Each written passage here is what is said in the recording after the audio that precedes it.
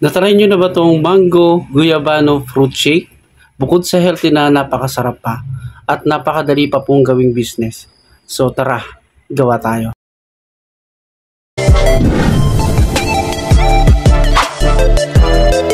Ito pala ang complete recipe natin. Ayan, hindi pa maayos yung pagkakatutok sa camera. Guyabano, tapos meron tayong mangga. Tapos syempre meron din tayong sugar, brown sugar kung gusto nyo ng brown, pwede rin white. Condensed milk. Tinanggal na namin sa label kasi para ingat-ingat tayo dahil hindi naman tayo endorser. Kasi ayan, may meron tayong mga cup, tapos dome lid, tapos yan straw. Okay, tapos meron din tayong blender.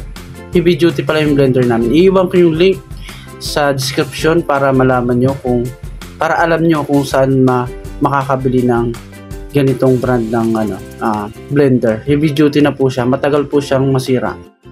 Gawin na natin tong guyabano, hatiin lang natin yan, tapos aalisin po natin yung buto tsaka yung balat dahil hindi po yan masarap. Yan guys, yung nabili naming guyabano, kalahati pala niya bulok, pero okay lang, nakakuha pa rin kami.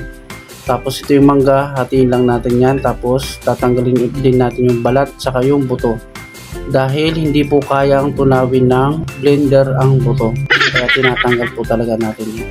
So ayan, nakagawa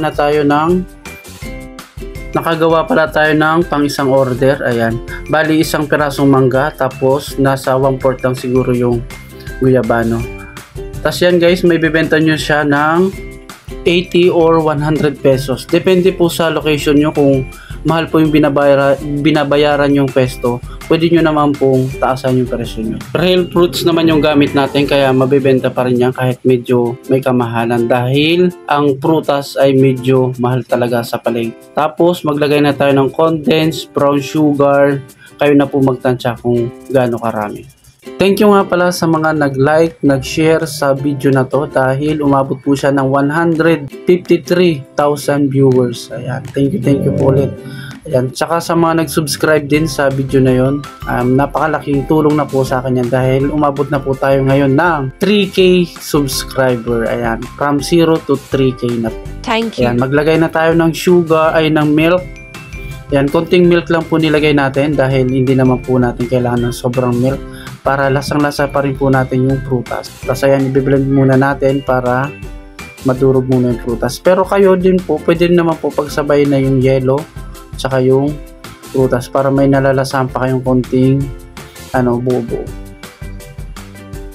Kasi maglalagay lang tayo ng isang basong crush ice para hindi po nahihirapan masyado yung ating blender. Kailangan po naka-crush ice na po siya. Tapos ganoon lang kadali, isasalin na natin sa cup. Tapos kung mayroon kayong mga cup sealer, pwede naman po. May cup sealer kami kaso hindi na namin ginamit. Ginamit na lang namin yung dome lid dahil magpapainit pa kami.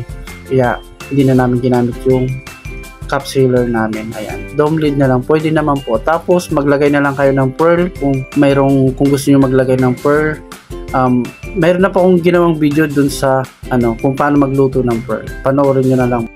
Yung size pala ng cup natin is 22 ounce or large. Ayan. So ayan, kung nagustuhan itong video na to, huwag kalimutang mag-subscribe, mag-like at saka mag-share po. Thank you po. See you next content po. Bye bye.